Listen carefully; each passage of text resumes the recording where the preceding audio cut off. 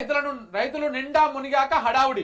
అకాల వర్షాలతో తీవ్రంగా నష్టపోయిన అన్నదాత కొనుగోలులో రాష్ట్ర సర్కారు నిర్లక్ష్యం. ఇప్పుడేమో మంత్రి వీడియో కాన్ఫరెన్సులు, కమిషన్, ఇవన్నీ డ్రామా.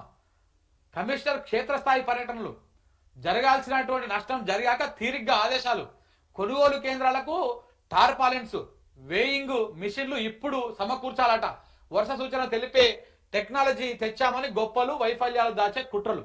అయితే ఇక్కడ కథ ఎందుకంటే ఇప్పుడు ఎందుకు ఈ హడావుడి చేస్తున్నారు, అంటే దీనికి కూడా కారణం ఉంటుంది. ఇప్పుడు ఎందుకు ఈ హడావుడి చేస్తున్నారు అంటే ముందే వడ్లని పూర్తి స్థాయిలో కొనుగోలు చేసి ఆ సౌకర్యాలను కల్పించి ఈ సమీక్షలు ఇవన్నీ చేసి అధికారులను ఉరుకులు పరుగులు పెట్టించి రైతుల నుంచి వడ్లు కొనుగోలు చేస్తే ఎక్కువ సంఖ్యలో వడ్లు వస్తాయి.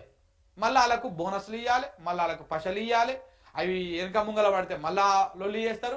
ఇవన్నీ ఎందుకు? మనం కొనకుండా అట్లనే మనం నెల రోజుల పాటు నిద్రపోయినాం అనుకో, దున్నపోతు మీద వాన పడ్డట్టు. అప్పుడు ఏం చేస్తారు వాళ్ళు? ఇక చూసి వాళ్ళు పోయి ఏ ప్రైవేట్ మిల్లోనికో లేకపోతే ఏ సౌకారికో ఎవరికో అమ్ముకుంటారు భవిష్యత్తు.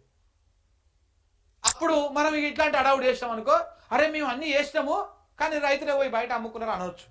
ఇలాంటి డ్రామా కోసం మాత్రమే ఇప్పటి నుంచి వాళ్ళు దాదాపు నెల నుంచి రోజు రోడ్ల మీదకి వచ్చి ఆందోళన చేస్తున్నారు. సార్ మా ఒడ్లు కొనండి, వర్షాలు వస్తట్టున్నాయి, ఏమైనా ఇబ్బంది అయితే మా ఒడ్లు ఆగమవుతాయి, 6 కాలం శ్రమించి మేము పండించిన పంట ఇది, దయచేసి కొనుగోలు చేయండి, జర పైసలు వెనక ముగ్గలు ఇచ్చినా పర్లేదు కానీ అని చెప్పేసి రైతులు రోడ్ల మీదకి వచ్చి ధర్నా చేసి కొనుగోలు చేయండి అని చేస్తే ఇన్ని రోజుల నుంచి పట్టించుకోలేదు. ఇప్పుడు ఇంకో 3 రోజుల్లో వర్షాలు పడతాయంట. ఇప్పుడే ఆ నైరుతి ఋతుపవనాలు కూడా శ్రీలంక దాటేసి కేరళ దగ్గరికి వస్తున్నాయి. ఇప్పుడు 3 రోజుల్లో వర్షాలు పడతా ఉంటే ఇప్పుడు ఈ మంత్రి కాన్ఫరెన్సులు, వ్యవసాయ శాఖ మంత్రి, మిగతా మంత్రులు, ఇక ఆ వ్యవసాయ కమిషన్ వీళ్ళందరేమో రివ్యూలు, పర్యటనలు, పర్యవేక్షణలు ఇవన్నీ చేస్తూ ఉన్నారు. ఇప్పుడు అవన్నీ సమకూరుస్తూ ఉన్నారంట, వేయింగ్ మిషన్లు ఇవన్నీ కూడా. దేనికోసం? ఇదంతా ఒక డ్రామా.